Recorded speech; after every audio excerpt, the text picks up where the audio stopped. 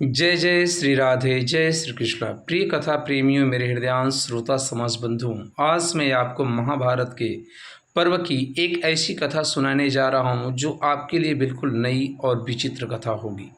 आज मैं आपको महाभारत के पर्व के एक ऐसी योद्धा के बारे में बताने जा रहा हूं जो रामायण काल से लेकर के महाभारत के काल तक अपनी युद्ध प्रकाष्ठा की और अपने पराक्रम की एक पहचान छोड़ी थी।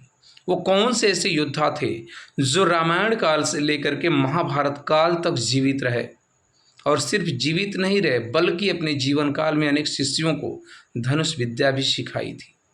उनके द्वारा प्रशिक्षित अनेक योद्धाओं ने महाभारत के पर्व में अपनी वीर गाथा का परिणाम छोड़ा था और एक नई पहचान बनाई थी।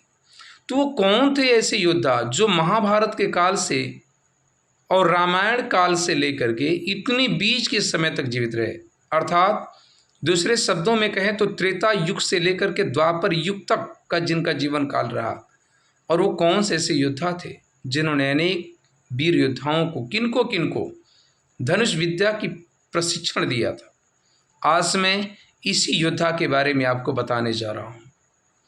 तो चलिए मैं वीडियो शुरू करता हूँ। इससे पहले यदि आप हमारे चैनल पर नए हैं तो प्लीज़ ऐसी ही कथाओं के लिए मेरे चैनल को सब्सक्राइब कर लीजिए और बेल नोटिफिकेशन को प्रेस कर लीजिए ताकि मेरी आने वाली और भी वीडियोस का नोटिफिकेशन आप तक पहुंचता रहे। मैं ऐसी खोज वाली वीडियो आपके बीच रखता रहूँगा। तो चलिए दोस्तों, मैं कथा शुरू करता हूँ। रामायण काल में जब माता सीता का स्वयंवर रचा गया था, उसमें शिव धनुष की प्रत्यंचा चढ़ाने पर ही सीता से विवाह करने की शर्त रखी गई थी। उसमें भगवान राम भी पहुँचे थे और आपको उस कथा को मैं बहुत देर तक लंबा नहीं खींचना चाहता। आपको पता होगा कि प्रत्यंचा चढ़ाते वक्त ही वो शिव धनुष टूट गई थी। शिव धनुष के टूटने पर एक महापराक्रमी योद्धा वहां पहुंचे थे। क्रोध में लाल भगवान शिव के सबसे बड़े उपासक परशुराम जी, उनका बचपन का नाम, युवा अवस्था तक जो नाम चला वो सिर्फ राम था, लेकिन भगवान शिव की घोर तपस्या से जब उन्होंने परसा नामक एक शस्त्र को प्राप्त किया तो उस शस्त्र के साथ ही उनका नाम जोड़ दिया गया और फिर उनका नाम परशुराम पड़ गया। ये परशुराम जी भगवान शिव के अनन्य भक्त थे और यही वो योद्धा थे जो रामायण काल अर्थात त्रेता युग से लेकर के द्वापर युग के महाभारत काल तक जीवित रहे, और सिर्फ जीवित नहीं रहे बल्कि उसी अवस्था में जीवित रहे और अनेक योद्धाओं को अपने धनुष विद्या का प्रशिक्षण भी दिया।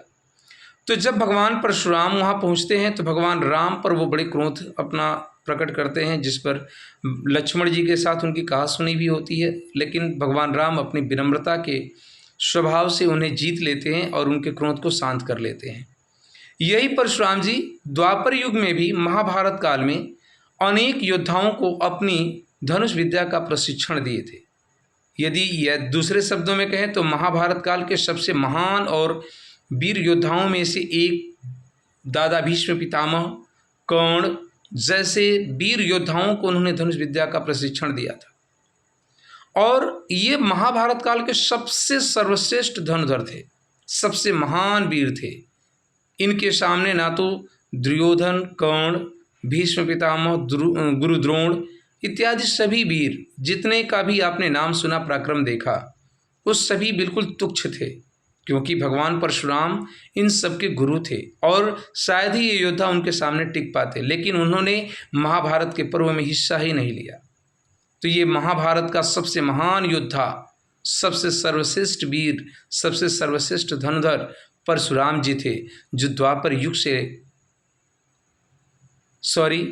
त्रेता युग से लेकर के द्वापर युग तक जीवित रहे और अपने जीवन काल में अनेक विद्यार्थियों को, प्रशिक्षुओं को अपने धनुष विद्या का प्रशिक्षण दे करके उनके जीवन में अनेक ऐसी उपाधियां प्राप्त कराए जिनके लिए उनका जीवन आज भी याद किया जाता है। तो ये वीडियो और ये खोज आपको कैसी लगी? अच्छी लगी हो तो प्लीज़ अपना राय कमेंट बॉक्स में ज़रूर दें, और वीडियो अच्छी लगे तो उसे दोस्तों में शेयर करें। मिलता हूँ कुछ ऐसी नई वीडियो और नई खोज के साथ। तब तक के लिए जय जय श्री राधे, जय जय श्री कृष्ण।